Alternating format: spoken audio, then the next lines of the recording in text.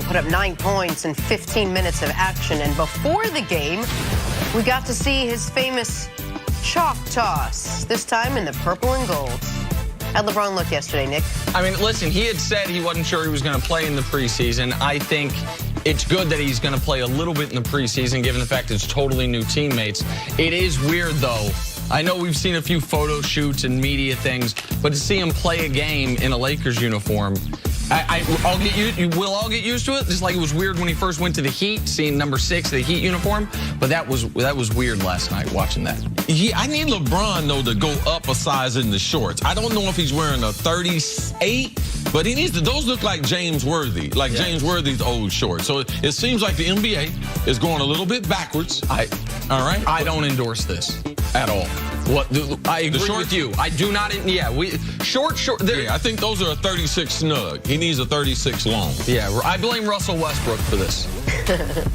The short shorts becoming a thing in the NBA. I love Russ, but I blame him for this. Yeah, Russ wore an aluminum foil sports coat. Time for stories to start your morning. Titans outlasted the Eagles in overtime 26-23. Both quarterbacks threw 2 touchdowns, over 300 yards. Nick, how surprised were you that the Titans upset the Eagles? I was very surprised, and I think the Titans are a good team. I picked them to go to the playoffs, but I thought for Philly, they knew they escaped with one last week against Indy. Now they've got Carson Wentz, a little less rust.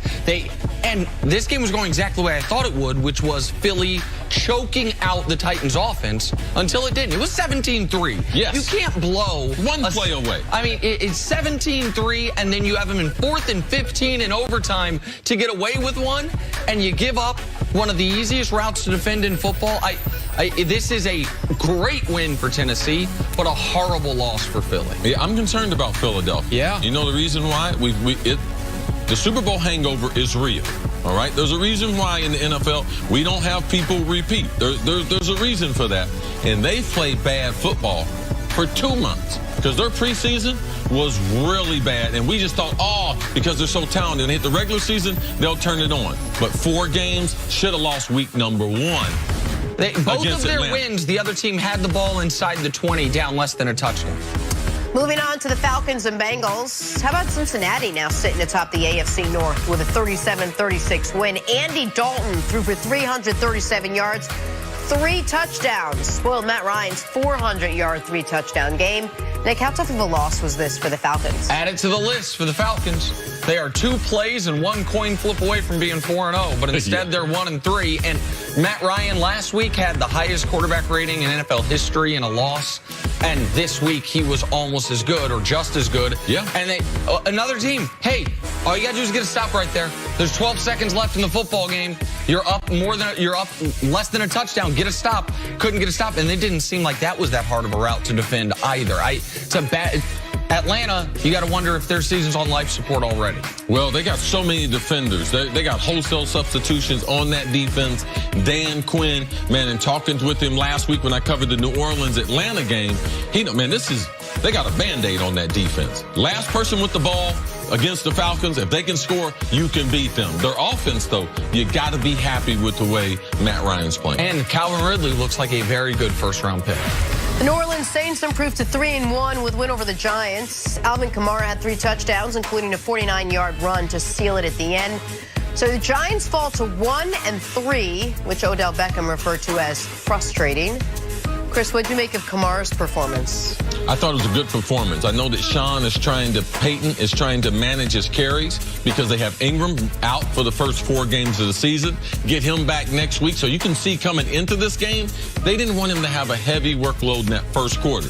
Second quarter emerged, third and fourth quarter for an undersized running back. He's probably the toughest guy pound for pound that we have in the NFL that's not playing quarterback. And shout out to Drew Brees. Another big game, which now puts it more likely than not that he breaks the NFL all-time yardage mark in a nationally televised game at home next week. If he had to wait 2 weeks, it was going to happen on the road. I'd be excited if he got to do that at home. But this Saints offense looks as good as any unit in football. Pick your favorite defense, your favorite offense. The Saints offense near the top of the list. And it was good for them.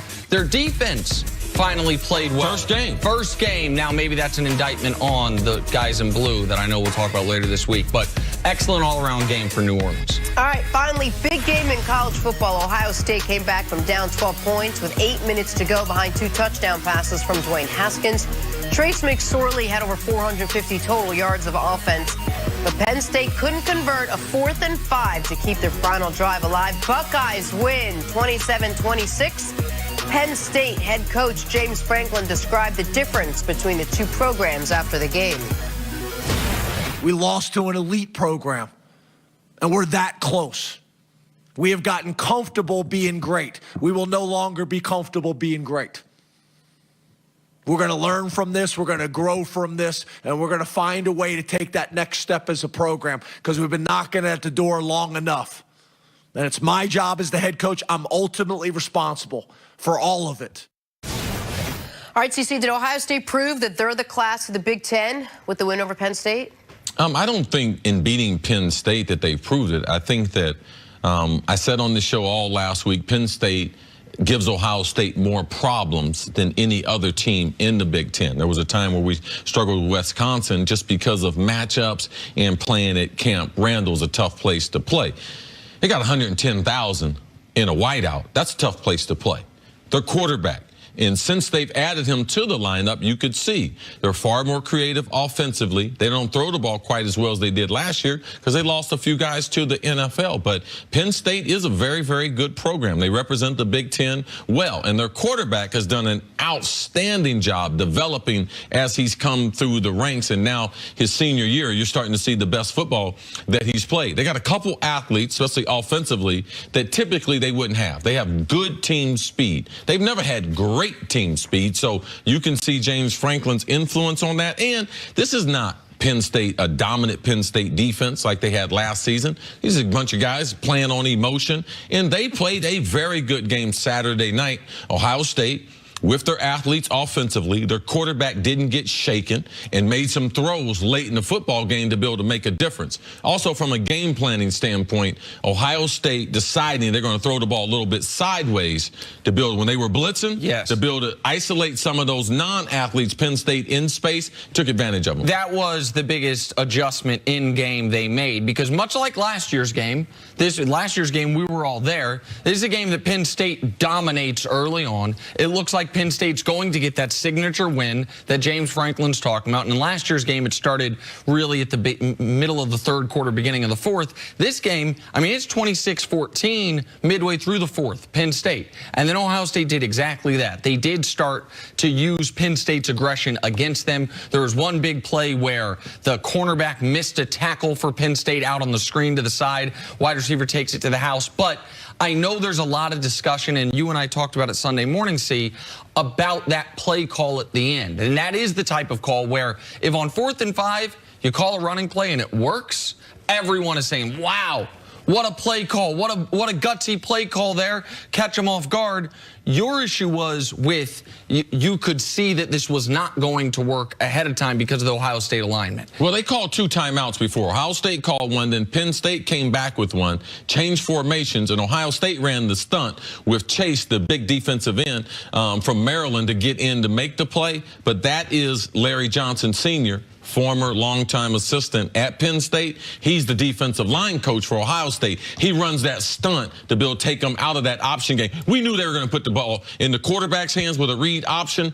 The other defensive end had the quarterback. That's why he gave it up, and Chase was there to stop him in the backfield. All right, let's get back to the NFL now. Seahawks got a win over the Cardinals, but a key loss at the same time. Earl Thomas fractured his leg in the 4th quarter as he was carted off the field. Well, he flipped off the Seattle sideline on the way to the locker room.